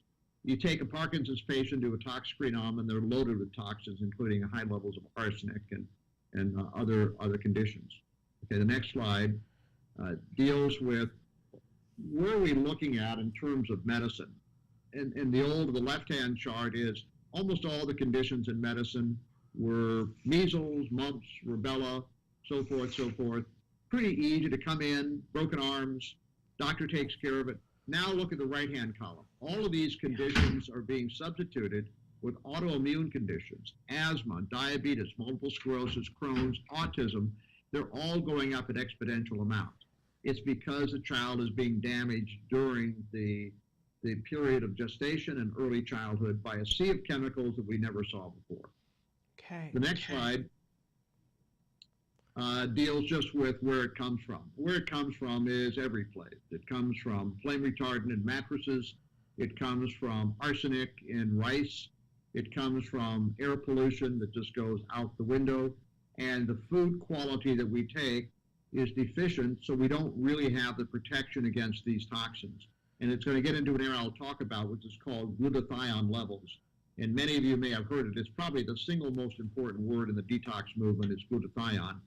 And that is how the body gets rid of these toxins. Jill James, a great researcher in the autism community, found early on that kids with autism have unbelievably low levels of glutathione all of their lifetime. So they accumulate toxins, like you put money into the bank and never take it out. After a while, you have a lot of money. Well, that's a good thing. But it's not a good thing with toxins.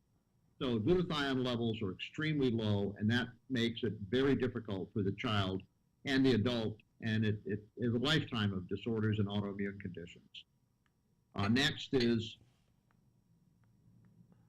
let's get an example of some stunning research, and we've read thousands of papers. The forum is a wonderful think tank. We've got great people, so we have scientists constantly look at this. This is a study out of Israel. And Shannon, this is a really important study because what they did here was they took prenatal supplements, not really fancy, vitamin D, folic acid, B vitamins. Most of the doctors would say, oh, you get those from food. Okay, they took women who took these 6 months before pregnancy. For those women that took supplements 6 months before pregnancy, their autism was half, 61% lower than those that didn't. This obviously is not a genetic condition because you couldn't take supplements and reduce Down syndrome, which is clearly a genetic condition. So this means autism is predictable, preventable, treatable, and recoverable. Once we understand the underlying mechanisms, what is driving the autism and cause the damage, then we can start taking a look at unraveling that, and we can start talking about dramatic improvements in the child's condition, their behavior, their ability to learn, and their ability to progress in school. And we're seeing that all the time. In the recent CDC figures, 15 years ago, only 1% of the parents reported that their child lost the diagnosis of autism. In the last CDC figures, 25% of the parents reported that their child had lost the diagnosis of autism. This is not being reported. It's not being understood because of the genetic the genetic prejudice we have on autism. Autism is not a genetic condition. The majority is driven on the underlying cause by toxicity. Okay, next slide. So the program that we go ahead and we improve the condition with pregnancy, with kids, with adults is really simple. And it is that we measure the toxins every 6 months. So if you go in and you see a doctor and the doctor says, hey, Shannon, I think I'm going to give you high blood pressure medication, you'd say, you don't even know me. You haven't done any measurements. Why are you saying that? You'd never accept it. So why take a supplement? Why take a treatment without knowing your toxic levels? The first step is you've got to know what they are. And most people, when they see them, they are so shocked. They say, what do I do? I never realized I'm loaded with arsenic and mercury and lead. I'm loaded with them. Okay, the first thing is you increase glutathione. Glutathione is the way that you detox your body. And we can measure glutathione. It's a very simple test to take. The glutathione measurements is they increase, you can pour out toxins from your body. And glutathione can't be taken as a supplement. The cysteine and glycine are two amino acids that tend to build glutathione, and we've done that in the work we've done, and the glutathione levels go up. My grandchild was very high levels of lead, and he wasn't autistic, but he still had high levels. We increased his glutathione after measuring it very low. Within 4 or 5 months, his lead levels were normal, and they were unbelievably high. It was from the lead in their pipes. So can I stop you though for a second? Sure. Where do we go to get the test for the toxins? Because obviously I don't walk into my regular GP and say, test me for toxins. He's going to say, what are you talking about? Who do I go to get tested for the toxins? And here is where I've got to throw a commercial in. Okay. Because I've been working for 5 years. We've spent $5 million at Kirkman in developing non-invasive tests for urine and blood, which we can read the 240 toxins in a very low-cost test. So anybody can access this test. They can find out their toxic levels of the 240 known toxins that damage you. It's non-invasive. It's either done with urine or a drop of blood or even a patch on the arm that we're developing. And we believe we can be the leaders in the field. There are other people that will likely do it. And it's all CLIA certified, which means that we're regulated by state agencies that send us blinded tests of toxins, and we have to match and make sure they're done. And I can get this test today, though, Dave? I can go online, go to kirkmanlabs.com, and I can get the test and order it? It's Purity Laboratories, and we've got a 20,000-foot location here.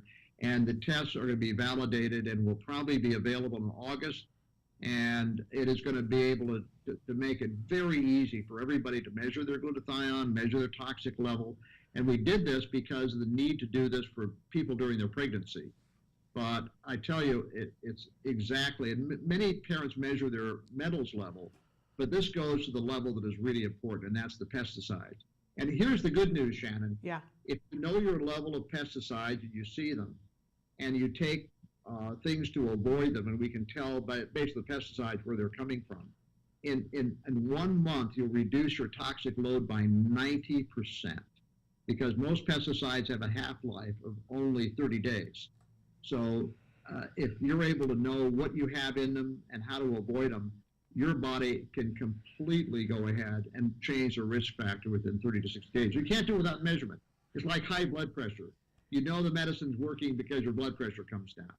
So the goal is starting with preconception all the way through end of life, is for people to be aware, because if toxins are causing 90% of the chronic disease of this country, 60% of the autism, we have to start measuring, and that's why I did this. And we'll keep the tests as low as we can, because we want people to be able to understand what they are and compare them with period to period. And Okay. I hate to give a commercial in here, but nobody else is doing it. No, we need the information. Somebody has written in on YouTube, though, with a question wanting to know, what are the impacts of drug abuse by mother and continued exposure through breast milk? I'm sure that's horrid. Well, I really wish I could sit down with her, because we've done this for 5 years. First of all, drug addiction, 17% of the women take opioids during their pregnancy period, and affects the baby. It is legal drugs, which is the largest problem. Obviously, street drugs are not a good idea. that there is no barrier within the placenta for protecting the fetus from things that genetically it hasn't seen before. All of these are things in the last 50 years. And then when we test breast milk, it is really, really bad. It has 100 times the level of antimony, which is flame retardant. So we're trying to go ahead and in the P2I program we have that we're going to be doing CME training of doctors, there isn't a single woman that once she has the baby should be sleeping on a mattress without a barrier protection. She shouldn't be sitting on her sofas without a barrier protection because that flame retardant gets into her breast milk. The sad thing is that if breast milk were sold as a commercial product, it wouldn't be legal to sell because of the degree of contamination in human breast milk. Wow. Okay. It's, you know, it's emotional to hear this because sometimes it feels overwhelming. But I love that we're in the part where you're telling us how we can change it and how effective it can be when we change it. So you said step 1, measuring the toxins. Step 2 is increasing the glutathione. But I need you to talk again about, you don't just take glutathione. You said, what do you take? The 2 things that raise it? Yeah. Glutathione, in order to increase glutathione, Jill James came up with a really great formula. And it was to take the amino acid building blocks that go into making glutathione. And by doing that, the glutathione naturally builds in the body. Another way to increase glutathiones is to get rid of the toxins, because the toxins actually cause glutathione to be lowered. And Skip Kingston is a favorite of mine. He's at Duke University. Shannon, this is a really cool $3 million study he just ran. He took kids with autism and put them in a clean room that they normally have mass spec machinery, and this is the cleanest air in the world. And he had them there for 30 days, and the results were nothing short of astounding. What happened is, with that clean air and without breathing any toxins in, glutathione levels went up quite dramatically, and the excretion of toxins increased dramatically, which indicated that the body, being relieved of the burden of polluting substances around them, started to work better. Glutathione levels naturally increased. So wow. There is a lot to be learned. And how do we make a clean room? Well, the easiest thing to do is put a HEPA filter in the bedroom of the child. The HEPA filter will take out about 95% of the contaminants in the air. And it's to get rid of things that collect contaminants. No child should have carpeting in the room, for example. There should be a barrier on their mattress. So we're going to try to go ahead and do publications in the form of telling people how do they go ahead and at least have one safe room. I'd also have HEPA filters. I have HEPA filters in every room in my house. And I've got a little measurement tool showing me how much cleaner my air is 10 times cleaner than the outside air. Wow. And I think, again, we can't change the outside air, but 90% of our time is inside. And the POPs, which are persistent organic pollutants, are very, very damaging to the child. So again, there's a very simple solution. The other step in that process is there's about 7 different natural compounds, such as selenium and vitamin C and other B vitamins that naturally will remove toxins from the blood much faster without them. Most people, when we test them, are so low in selenium, and selenium is one of the prime drivers. So the 4-step process is measure your toxins, increase your glutathione, take supplements or food that naturally remove toxins from the system by pulling them out, and then change your environment. And if you do those things, you'll be in the top 5% of the people without toxins, and you'll be a ton healthier, have healthier babies.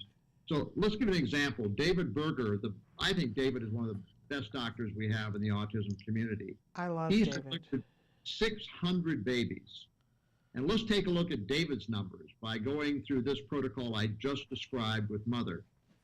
David's numbers are, out of the 600 babies, 1% miscarriages, 1%. Shannon, that's down from 35%. Which is normal for the world. Yeah, that's so-called normal. How many preterm babies for David? Birth defects, intelligent loss. David's only had 2 or 3 out of 600 that are preterm. They all go to full term. And what about childhood disease? What about the 38% we're experiencing? David Berger has no childhood disease in his practice. A few kids with eczema, no autism, no leukemia. Since we did the look at David's clinic, and we brought the CDC down that validated these results he's been having. Since we've talked to him, he's had 400 more births, exactly the same results. We found 5 other doctors with the same results. This stuff works. And what David did is he just does what he does with kids with autism. He cleans up their diet, right, Shannon? Yeah. He makes sure they reduce the toxins. So David did this to women before they had a baby. And it's the most accidental, brilliant work I've seen in my life. And it's going to change medicine. And I've been working on this ever since. Bernie Rimland, by the way, helped me write something in Autism Society of America. This magazine was published 10 years ago, and it was entitled Autism and Environmental Health and Autism. And Bernie had an editorial there predicting that what we're going to see is the rise of the environmental movement, which will demonstrate that autism is caused by the environment, and the way out of this mess is to control people's control of the environment in their bodies. And that was Bernie's message, and that was 12 years ago. That's why Bernie is such a visionary. And that's why Doreen and I have stayed very close to what we learned from Bernie, is that we can get these kids better. So, well, I want to go on to this next slide that you had, which talks about the Purity Labs, and these are the tests that you had talked about. Now, correct, did you say that these are available now, or they're not available for a couple of months? No, the tests have got to be validated through state agencies, and that's just a formality, but it takes us about 4 or 5 months more. But we will have we've already identified and completed the chemical toxicity test, 240 chemicals that will be tested and can be measured, and a beautiful chart showing which ones they are. And by the way, this is non-invasive. This is either urine or a drop of blood. Either one can work. The other one is a heavy metals test, and the other one is a nutritional sufficiency test. We'll measure glutathione, selenium, vitamin C to see how well the body has these essential things to detox. This is going to be great, and parents can order it directly. They don't have to order it through their doctor. And we are in favor of the democratization of laboratory testing so parents can get control of it. We'll also do the standard ones, the IgG test, the IgA food sensitivity tests, and the standard tests. And again, we love working with doctors, but a lot of parents can't afford to go to a doctor, get a test done, get results, and have a $1,000 bill. This can be under $100 for most of these tests. Okay, but we need them sooner as opposed to later. So what can we do to help you to get this to market sooner? Nothing. I've got 9 PhDs working for me, and I've got them working and eating hot soup and sandwiches. And we already do 100 tests for the anti-aging community, and that's been a major part. It was on Shark Tank, the show Shark Tank. Yes. And we do STD tests, other kinds of tests, but we're now focusing on the toxicity area. So, all right. Well, we'll look forward to that. But I'll announce it so parents will know about it. But okay. But my dream on this is that the parents will talk to other parents and help each other. How do we remove toxins, and where does this come from? Because when we've done toxicity tests on individuals that think they're eating right, yeah, they don't realize a single trip to Red Lobster once every 2 weeks can load them up with so many toxins, because those shrimp come from Vietnam and Thailand, that they don't live in clean water. They live in the sewage water from the runoff of the villages. There's no inspection of these things when they come. We get berries in the wintertime, and we think, oh, we're eating some berries. They're coming from other countries where DDT is used to keep the bugs off. So when people get their measurements, they start to understand they have to change their habits. They can't do something 90% of the way. So they've got to eat organic food, and they've got to go ahead and have things clean in their homes, and they've got to increase their glutathione. The good news is, Shannon, if we do it, you can be in the top 5% of a clean body with a simple 4-step program that works. Okay, but we need the program. So we can start now before the testing by cleaning up our diet, and you're saying don't go, because I've always said go as organic as you can possibly go, but you're saying get yourself organic. Yeah, get yourself organic. Now, Environmental Working Group lists the 10 biggest dangers. So I can eat an orange and be a lot safer because that's a pretty thick skin on it. Right. But a peach will contain 50 times more toxins. And Environmental Working Group has the worst ones to buy. You don't have to buy all organic. Okay. But, for example, why buy apple juice if it contains arsenic? If you know that, why not get, organic apple juice? And Costco's prices are now about the same as normal prices on organic. Organic is our revolution. But also, right away, do some simple things in your home right away. Get HEPA filters. Costco has them for $99. The best bang for your dollar you can do. And the testing program will be ready sometime around July, and we'll have plenty of capacity. But I wanted to make sure that we got our capacity of the number of toxins we could test. This is really new science. Yeah. It's a single drop of blood, a small amount of urine, very low cost test on machines that cost $500,000. And is Jill James' recipe for supplements to take to raise your glutathione, is that available someplace that we can read it? If you go to Jill James glutathione, it has the formula down, and I don't want to do anything commercial on supplements, but obviously a lot of companies are going to start to make the same formula Jill James came up with. It works. But I will say it for you, it's available through Kirkman Labs, and I love Kirkman. You guys are amazing. There's clean supplements, you're responsible, and you've been serving the autism community for many, many years, and you're working to make things better. So I will say Kirkman Labs, go to Kirkman and get them. So you don't have to say it. One thing that Kirkman did is the reason we invested in all this machinery is we were noticing the supplements we were getting were having really high levels of contamination, as you know, Shannon. And they were all avoiding the issue, and most of the raw materials are coming from China. We now make supplements that have just no contamination. I mean, the levels are so low that they can't be measured. And this is absolutely critical because you can't be swallowing supplements to reduce your toxicity while you're adding toxins in the supplement. Yeah, that doesn't work. So if we go on Kirkman Labs website and we're looking for the Jill James, is there something that tells us, or we need to go find out what that is first and then go to Kirkman? I really try to be really careful here to not go into Kirkman because we'll leave it alone. Not that we really want to do. I'm sort of speaking for the firm here, but we encourage to look at glutathione, understand Jill James's work, and there's plenty of choices available. And again, we're not looking at any cornering of the market. We want people to understand glutathione, what it does. This is a form and a function deal, not a curing disease deal. Fabulous.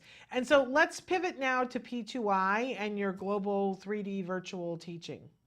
Well, what is very obvious from this discussion is there's a ton of information that people need from an unbiased source, which would be the forum. And with the forum, we are putting up a 3D virtual site. We're hoping to have it up sometime the latter part of this year. And what it will mean is you can go on that site and you can find everything you need to know about toxins, about the way your body works from reputable scientists. You can take CME courses in detoxifying. P2I will help you during the pregnancy period.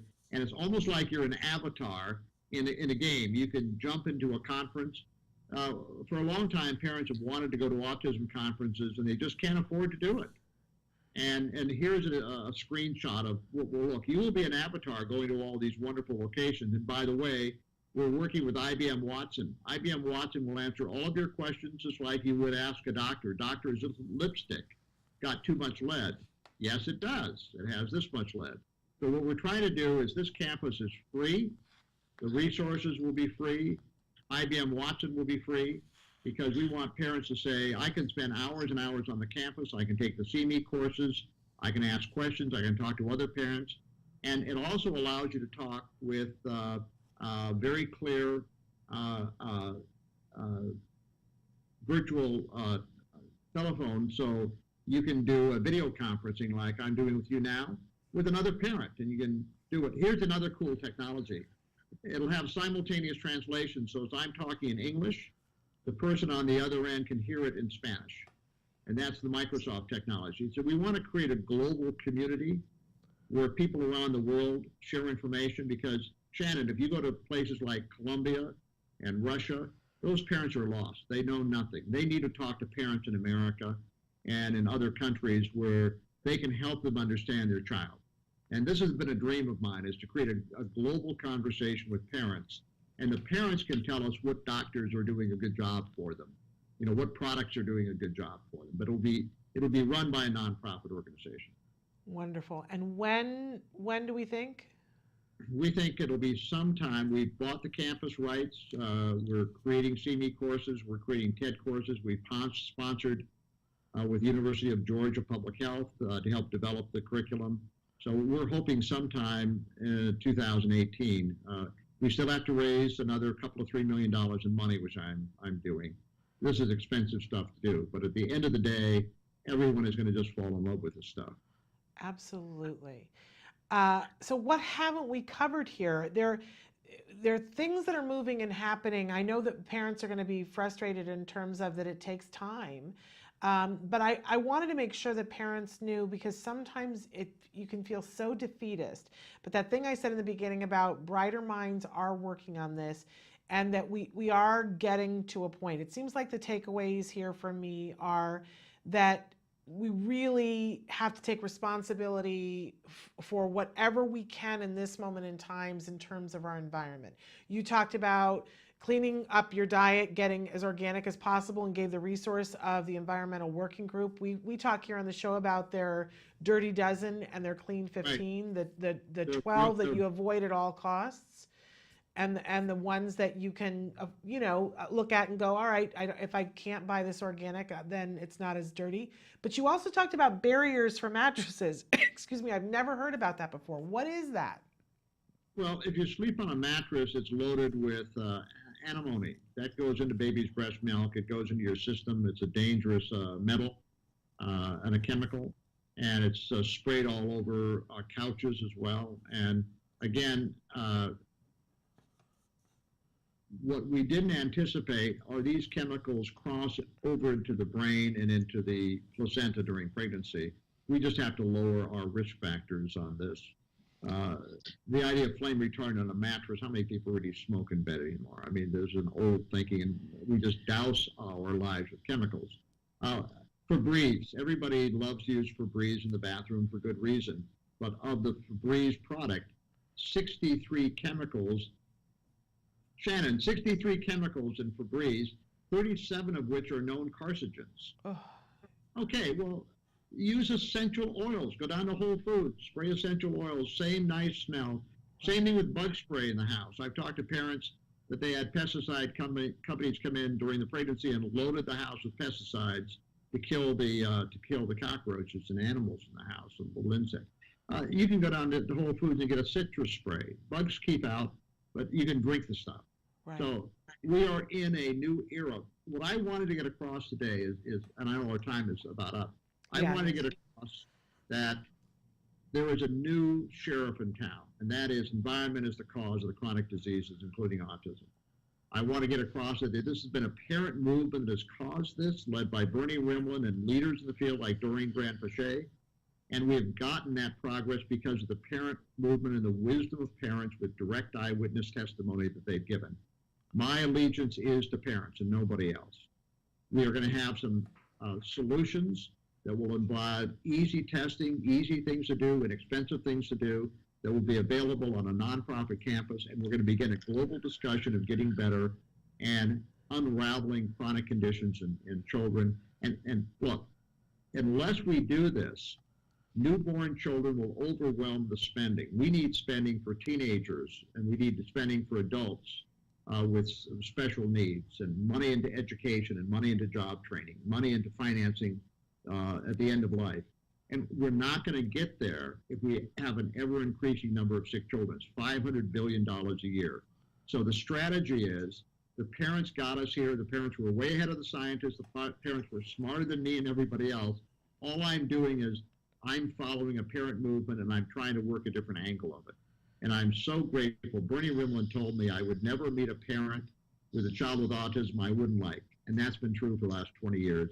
And I'm so grateful to be on this show and talking to you and getting a chance to spend my life doing this. Well, we're so grateful that someone like you, who has a brain and a heart like you, is investing your time, energy, and money, and getting other people to as well, because this is all really important. We're really out of time, but I want to thank you so much.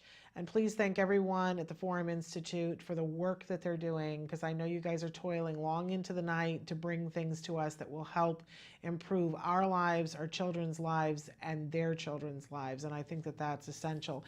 And is there any place that we want to send people for more information yet, or hold off until the campus is open? On an announcement, we're opening this. In the meantime, I think we've given some, and I want to shout out to you. This is a very important program. You bring a great people on. You've got a fantastic reputation.